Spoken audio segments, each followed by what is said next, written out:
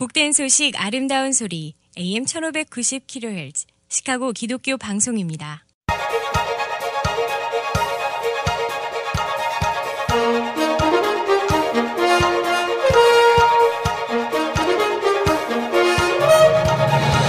김정일 해설위원의 시사 해설. 세상을 넓게 봅니다. 삶의 지평이 넓어집니다.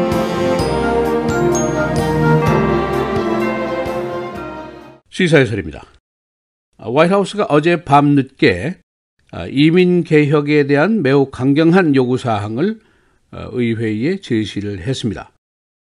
만일 이것이 내년 3월부터 끝이 나는 다카 프로그램을 놓고 벌이는 흥정이라면 민주당과 공화당의 다카 그리고 이민 개혁 문제는 해결점에서 다시 멀어지게 되는 것이 아닌가, 그런 분석을 낳고 있습니다.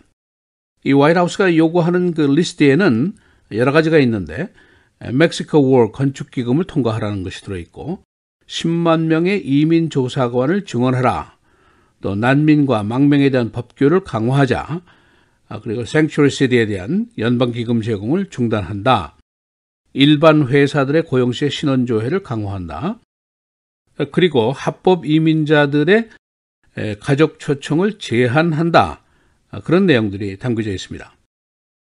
트럼프 대통령은 선거 전 당시에 다카 프로그램은 위헌이다라고 아주 강력하게 공격을 했었는데, 그 이후에 다소 애매한 입장을 취하면서 있다가 일단 오바마 대통령의 행정명령을 중단시키고 이것을 의회가 해결하라, 그런 태도를 취해왔었습니다.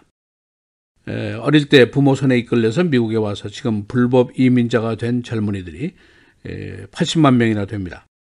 오바마 대통령이 행정명령을 통해서 2년 동안 추방을 유예한다, 고용을 가능케 한다, 이런 조치를 했는데 그것이 지금 문제가 되고 있습니다. 그래서 오늘은 화이트하우스의 강경한 요구사항 그 내용은 어떤 것인지, 또 여기에 대한 이민사회와 민주당 측의 반응은 어떤 것인지 살펴보도록 하겠습니다. 이 다카 프로그램에 지금 69만 명이 등록이 되어 있는데, 그러나 이것이 이제 2년제 시한부 조치입니다. 그래서 내년 3월부터는 이들의 그 work permit, 잡을 가질 수 있는 그 기간이 이제 만기가 됩니다. 트럼프 대통령이 지난 8월에 돌연히 다카 프로그램에 대한 중지 명령을 내렸고, 그 이후에 민주당 의회 지도부들과 만나서 일종의 협상을 벌이는 태도를 보였습니다. 이때 민주당 측에서는 트럼프가 어떤 형태로든지 다카를 어느 정도 수용하겠다는 뜻이 아니겠느냐, 이렇게 해석을 했었습니다. 그러나 당시에 반이민 강경론자들이 아주 크게 반발을 했었습니다. 이런 상황에서 화이트하우스의 새로운 핫라인, 이민 요구 사항이 의회에 제시가 된 겁니다. 이제 의회에서 11월부터 이 문제에 대한 토의에 들어가게 되겠지만, 워낙 강경한 요구 사항들이 많고 또 지금까지 이미 반대해온 사항들이 들어있기 때문에 동의가 가능하지 않을 것이 많습니다. 그러나 다카 지지 측에서는 3월이 만기다라는 이 시기 문제 때문에 무작정 반대하기도 난처한 그런 입장에 빠져 있습니다. 우선 화이트하우스의 요구사항 그 리스트 중에 우리 커뮤니티와 관련이 되어 있는 사항들이 있습니다. 합법 이민자 문제인데, 비직계 가족의 초청 이민을 제한한다 하는 사항입니다. 아직도 구체적인 사항은 밝혀진 것이 없습니다만은, 이 상원에서 제안한 합법 이민자에 대한 제한 요구에는 배우자, 미성년 자녀를 제외하고는 비직계 가족의 초청을 아주 어렵게 하고 있습니다. 그리고 특히 이제 고령 부모 초청을 방문 비자로만 해결한다. 다시 말해서 고령 부모가 미국에 와서 영주권 시민권을 갖고 여러 가지 사회보장 혜택을 받는 것을 억제하겠다, 그런 뜻을 가지고 있습니다. 그리고 이제 물론 한인 사회에 확실한 숫자는 아직 밝혀진 것이 없습니다만, 다카에 해당하는 사람들이 꽤 많은 것으로 전해지고 있습니다. 어제 화이트하우스가 그 리스트를 제시한 이후에 민주당 지도부의 척 슈머 상원 총무, 낸시 펠로시 하원 총무가 공동 성명을 발표했습니다. 이 화이트하우스의 리스트는 드리머라든가 이민사회라든가 그리고 미국 전반에 걸쳐서 매우 저주성 요구다. 이렇게 강력하게 반발을 했습니다. 이들은 우리가 트럼프 대통령과 회의할 당시에 타당한 국경 보안 조치가 있으면 긍정적으로 고려하겠다 하고 우리가 얘기했지만은 이 리스트들은 타당한 선을 훨씬 넘고 있다. 고로 타협은 실패한 것이다. 이렇게 반응을 했습니다. 이 밖에도 인권단체라든가 이민 지지단체 또 이민 커뮤니티들이 너무 가혹하다 하는 이유로 반대해온 사항들도 화이트하우스 리스트에 포함이 되어 있습니다. 첫째로 중남미 지역에서 오는 부모를 동반하지 않은 어린이들의 불법 입국 문제입니다. 금년에 중남미 쪽에 엘살바도르라든가 과테말라, 혼두라스 이런 쪽에서 어린이들만 어른 없이 국경을 넘은 숫자가 금년에만 약 3만 8천 명이나 됩니다.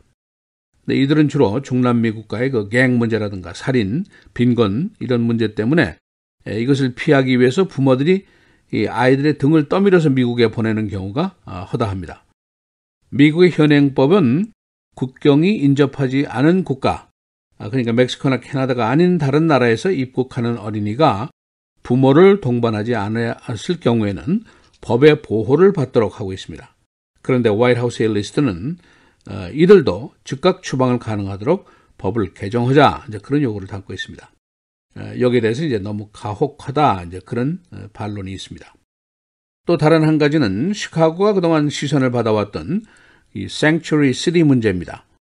이 시카고를 비롯한 대도시들이 여러 가지 이유를 들어서 연방 정부의 불법 이민자 검거 추방 이 업무에 협조하지 않겠다 고 결정을 했는데 여기에 따라서 법무부가 연방 기금을 지급하는 것을 중단 조치를 했습니다. 그러나 시카고시가 이제 제소를 했고 연방 법원에서는 연방 정부에게 패소 판결을 했습니다.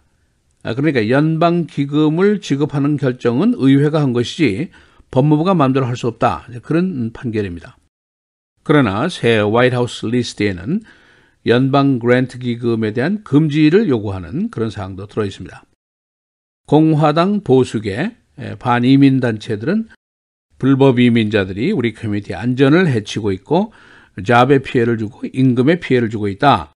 또 불법으로 국경을 침입한 사람은 당연히 추방이 돼야 되는데 이것을 포용하자는 것은 대량 사면 조치가 아니겠느냐. 이건 역사상 전무후무한 일이다. 이제 그런 반론을 펴고 있습니다. 반대로 이민을 포용하자는 주장 쪽에 민주당이라든가 진보 쪽에서는 어차피 1,100만 명이나 되는 사람들을 모두 추방한다는 것은 물리적으로 불가능하니까 지금 이제 국경 보안을 철저히 우선하고 그리고 지금 있는 불법 이민자들을 양성화하자. 그래서 세금도 받고 범죄를 통제하고 국가의 부족한 노동력도 보충을 하자. 그런 주장을 하고 있습니다. 이 중에 다카, 드리머들이 있는데 불법 이민자들 중에 젊은이들입니다. 그러니까 부모가 위법을 한 것이지 아이들이 죄가 없지 않느냐. 이들은 이미 미국의 일부가 돼 있고 산업, 경제, 국방에서도 기여를 그동안 해왔고 고로 양성화하는 것이 옳다. 이제 그런 주장이고 그리고 인권적인 측면에서도 이야기를 하고 있습니다. 이들이 만일 추방이 된다면은 그 간 국가에서 매우 어려운 입장에 처해질 것이다. 자살하는 사람도 나올 것이다. 당연히 이런 점도 고려되어야 한다. 이제 그런 주장입니다. 이 이민법 개혁이라는 거 1986년도에 제대로 한번 했습니다. 그 이후에 계속 실패를 거듭했는데 부시 때도 실패를 했고 오바마도 실패를 했습니다. 그만큼 어려운 문제가 겹겹이 쌓여 있는 것이 바로 이 이민법 개혁 문제입니다. 화이트하우스의 어젯밤 요구사항이 의회에서 어느 정도 수용이 될 것인가 아직은 미지수입니다. 그러나 이제 시간이 문제입니다. 다카 수혜자들은 말씀드린 대로 내년 3월부터 잡이 없어지게 돼 있습니다. 시사해설 김정일입니다.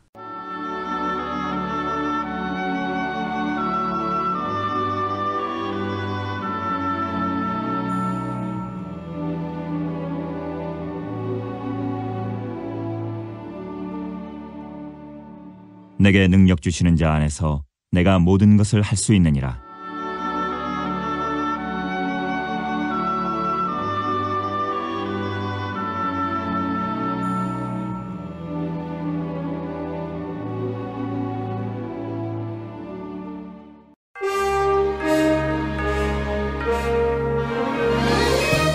(10월 9일) 월요일 헤드라인 오늘의 주요 뉴스입니다. 마이크 펜스 부통령이 어제 열린 인디애나폴리스 콜츠와 샌프란시스코 49ers 간 프로풋볼 경기 시작 전 국가연주 때 일부 선수들이 반트럼프 시위로 무릎 꿇은 것을 격분해 경기 관람을 포기하고 경기장을 떠났습니다. 펜스 부통령은 미국의 군인들과 국기에 존경을 표하지 않는 것을 보고 있을 수 없다고 말했습니다. 헐리우드 거물 영화 제작자 할비 와인스틴이 자신이 설립한 회사로부터 전격 해고당했습니다. 와인스틴 컴퍼니는 어제 설립자이자 공동회장인 할비 와인스틴을 해고했다고 공식 발표했습니다. 지난 5일 뉴욕타임스가 와인스틴이 수십 년간 많은 여배우와 여성 직원 등을 성추행 또는 성희롱했으며 이 중 최소 8명과는 합의해 성추행 고소를 막았던 사실이 있다고 보도한 지 사흘 만입니다. 트럼프 대통령은 미국에서 추방될 위기에 몰린 불법 체류 청년들을 보호하는 입법의 선결 조건을 담은 목록을 어제 의회 지도부에 전달했습니다.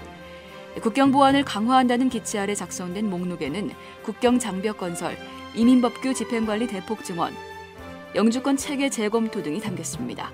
이 같은 요구는 전임 오바마 행정부가 운영한 불법 체류 청년의 추방을 위하는 행정명령 다카가 폐기된 데 따른 후속 조치입니다.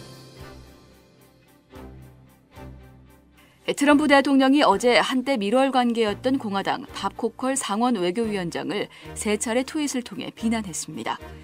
트럼프는 코커가 자신에게 지지를 간청하다가 거부하자 내년 재선 출마를 포기한 겁쟁이라고 주장했습니다. 코커 위원장은 지난 8월 내년 상원 의원 재선 선거에 출마하지 않고 은퇴하겠다고 선언했었습니다. 코커 위원장은 트럼프가 백악관을 리얼리티 쇼 무대로 생각하고 있으며 트럼프로 인해 세계 3차 대전이 일어날 수도 있다고 맞받았습니다. 허리케인 네이트가 미국 멕시코만 해안에 상륙하면서 미시시피주, 엘레바마주, 조지아주 일대에는 어제 심한 폭우로 홍수와 정전 사태가 빚어졌습니다.